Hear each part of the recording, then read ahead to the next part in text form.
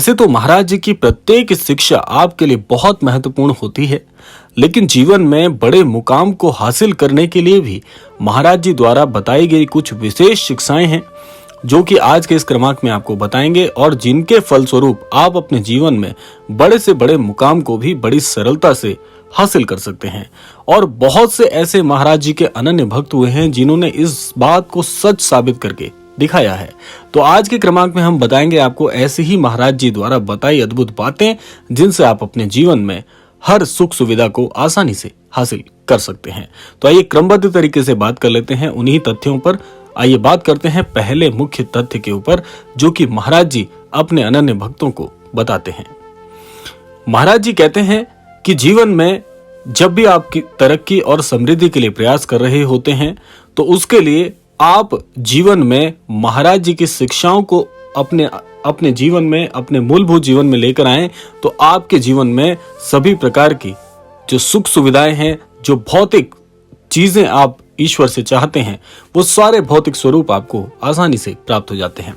यदि आप जीवन में धन की इच्छा रखते हैं तो महाराज जी कहते हैं कि जीवन में धन का प्रवाह होना आवश्यक है। प्रवाह का यहाँ पर आशय क्या है वो समझ लीजिए कि पैसा कमाने के साथ साथ पैसा खर्च करना भी चाहिए, तभी व्यक्ति धनवान हो सकता है।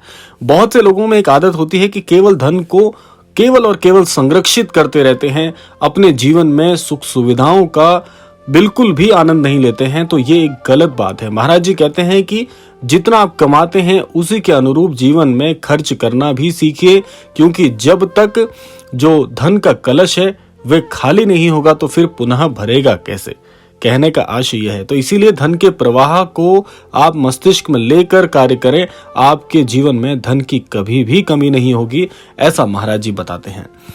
अगली शिक्षा आप जान लीजिए महाराज जी आगे क्या कहते हैं। महाराज जी कहते हैं कि खूब पैसे वाला व्यक्ति असली धनवान नहीं होता, यानी कि ऐसे लोग जिनके पास धन संपदा है सही मायने में वह धनवान नहीं है, बल्कि धन की सही उपयोगिता करने वाला व्यक्ति असली धनवान है। क्योंकि देखिए जीवन में मितव्ययता का सिद्धांत महाराज जी सिखाते हैं कि आपको मितव्ययी होना चाहिए, यानी कि अनावश्यक चीजों पर खर्च भी नहीं करना चाहिए और जहां पर आवश्यकता हो वहां पर धन की कंजूसी भी नहीं करनी चाहिए। मितव्ययिता महाराज जी कहते हैं कि जो लोग मितव्ययिता को मस्तिष्क में रखकर चलते हैं ऐसे लोग जीवन में हमेशा धनवान रहते हैं, ऐसे लोगों के पास धन हमेशा संरक्षित रहता है। बात कर लेते हैं अगले सिद्धांत पर। महाराज जी क्या कहते हैं। महाराज जी बताते हैं कि धन का सही उपयोग करना आना चाहिए। अब वो उपयोग कैसे होता है। महाराज जी के अनुसार धन की सही उपयोगिता तभी होती है जब उसका उपयोग किसी गरीब, जरूरतमंद या असहाय की मदद में किया जाए। जैसे बहुत लोगों की आदत होती है कि आपके समक्ष यदि कोई असहाय व्यक्ति भी है, आप यह भी जानते हैं कि बहुत गरीब है, उसके पास किसी प्रकार का कोई साधन नहीं है, और आप यह भी जानते हैं कि आप अंतर मन से इस व्यक्ति की सहायता भी कर सकते हैं, लेकिन आपका मन तो आपको चीख चीख कर यह बात कह रहा है कि उस उक्त व्यक्ति की आपको सहायता करनी चाहिए, लेकिन आप धन की संरक्षता के चक्कर में, आप धन के संरक्षण के चक्कर में उस व्यक्ति की सहायता नहीं करते हैं चाहते हुए भी। तो इसीलिए महाराज जी यही कहते हैं कि अगर आप जरूरतमंद लोगों की सहायता में जो धन खर्च करेंगे तो उससे कई अनेकों गुना धन आपको महाराज जी के आशीर्वाद से, ईश्वर के आशीर्वाद से जरूर प्राप्त होगा। इसीलिए महाराज जी ने इस बात को अपनी मुख्य शिक्षा के स्तंभ में भी शामिल किया है। बात कर लेते हैं अगले बिंदु की ओर। महाराज जी कहते हैं कि जीवन में जो लोग दूसरों की मदद करते हैं उनको भगवान स्वयं धनवान बनाते हैं। ये दूसरी महत्वपूर्ण बात है जो महाराज जी सिखाते हैं, क्योंकि महाराज जी इस ओर इंगित करते हैं कि ईश्वर भी ऐसे व्यक्ति को धनवान बनाते हैं जो दूसरों के लिए कार्यरत हैं। क्योंकि ऐसा इसलिए भी है क्योंकि ईश्वर भी ये जानते हैं कि जिस व्यक्ति को मैं धनवान बना रहा हूं यह व्यक्ति आगे चल के ना जाने कितने असहाय लोगों की सहायता करेगा। ऐसे लोगों के लिए, यानी कि उन असहाय लोगों के लिए तो सही मायने में भगवान वही व्यक्ति है जो उन्हें जरूरत पड़ने पर सहायतार्थ हेतु हाथ आगे बढ़ा रहा है। बात कर लेते हैं अगले मुख्य बिंदु की ओर। महाराज जी आगे क्या बताते हैं। महाराज जी कहते हैं कि जीवन में व्यक्ति को कभी भी गरीब नहीं मानना चाहिए स्वयं को।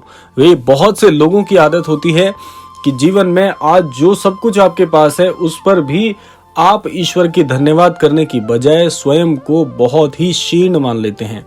महाराज जी क्या कहते हैं वे सुनिएगा। महाराज जी के अनुसार खुद को कभी भी गरीब नहीं समझना चाहिए। जो व्यक्ति कल्याण और भक्ति के भाव से भरा होता है वह कभी भी गरीब नहीं हो सकता। ये मानना है, ये कहना है श्री महाराज जी का। इसीलिए जो लोग जीवन में इस बात को अपने मस्तिष्क में हमेशा लेकर चलते हैं कि वह व्यक्ति तो मुझसे कई गुना धनवान है, हम तो गरीब के गरीब रह गए और हमारे पास कभी जीवन में धन नहीं आएगा, इस प्रकार के नकारात्मक विचार और नकारात्मक प्रभाव आपके मस्तिष्क को, आपके जीवन को सही मायने में क्षीण और गरीब बना देते हैं, जबकि आप गरीब होते नहीं। आप जीवन में यह सोचिए कि आपसे भी कई गुना लोग आज इतने पीड़ित हैं जिनके पास सब कुछ होते हुए भी वे इस जीवन से हार मान चुके हैं। उनकी स्थिति ऐसी भी नहीं है कि वह सुख साधनों का सही मायने में उपयोग कर पाए। तो इसीलिए जो भी जीवन ईश्वर ने दिया है उसे हंसी खुशी गुजारना ही एक सच्चे इंसान की निशानी होती है। और जब ईश्वर ने आपको इतनी बुद्धि दी है कि आप जानते हैं कि वो जो परमेश्वर हैं वो हमारे लिए सब कुछ अच्छा सोच रहे हैं, तो आप सही माने में गरीब हो ही नहीं सकते। इसके अलावा महाराज जी क्या कहते हैं? इसके अलावा महाराज जी कहते हैं कि जो लोग सदैव ईश्वर का सुमिरन करते हैं, सदैव ईश्वर में आस्था रखते हैं, ऐसे व्यक्ति जीवन में एक पड़ाव पर बहुत समृद्ध बन जाते हैं। क्योंकि ईश्वर को मन में रखना ऐसे ही है कि जैसे तिजोरी में धन का रखना। जिस प्रकार से हम तिजोरी में धन को संरक्षित करके पल पल निगरानी करते हैं, उसी प्रकार से मन में ईश्वर रूपी धन को रखने वाला व्यक्ति, सदैव ईश्वर को याद करने वाला व्यक्ति हमेशा ईश्वर के नजदीक रहता है। और ऐसे व्यक्ति को ईश्वर कभी भी बलहीन नहीं बनाते, सदैव शक्तिशाली और समृद्ध बनाते हैं, ये कहते हैं श्री महाराज जी। तो ये थे आज के क्रमांक में महाराज जी के वो अनमोल वचन जिनको यदि आप अनुसरण करते हैं तो महाराज जी के आशीर्वाद अनुसार आपको सदैव सुख समृद्धि की प्राप्ति होती है, एक अच्छे जीवन की प्राप्ति होती है। और जिसके साथ श्री महाराज जी हों, ऐसा भक्त कभी भी किसी स्वरूप में ना तो कमजोर हो सकता है, ना गरीब हो सकता है और ना ही किस्मत से हीन हो सकता है।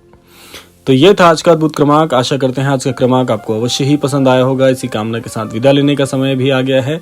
विदा लेने से पूर्व समय है प्रार्थना का। यही प्रार्थना करना चाहेंगे कि श्री महाराज जी के आशीर्वाद अनुसार आप सभी को सुख और समृद्धि की प्राप्ति हो, सद्बुद्धि और सन्मति की प्राप्ति हो और इस संपूर्ण सृष्टि का, इस संपूर्ण लोक का कल्याण हो। इसी कामना के साथ विदा लेते हैं।